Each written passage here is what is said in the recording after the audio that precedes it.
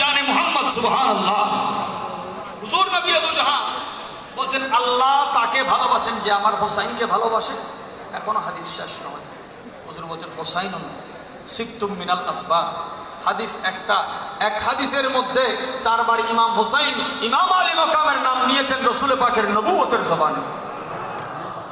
ওই প্রিয় হোসাইন রাদিয়াল্লাহু তাআলা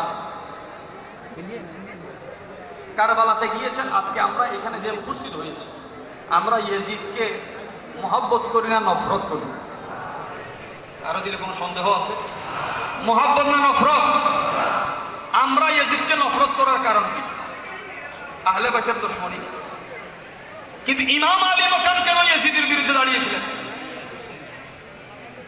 ইমাম আলী মাকাম ও ইয়েজিদের বিরুদ্ধে, আমরাও ইয়েজিদের বিরুদ্ধে, কিন্তু দুইজনের দাঁড়ানোর সূত্র দুইটা।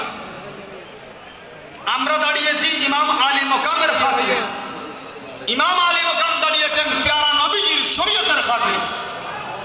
হুজুরে আমাদের কাছে ওনার গুরুত্ব যতটুকু আমরা মনে করি বা দাবি করি, হুজুরের শরীয়ত নিজের জানের উপরে স্থান দিয়েছেন ইমাম আলী মাকাম হোসাইন রাদিয়াল্লাহু তাআলা। তার মানে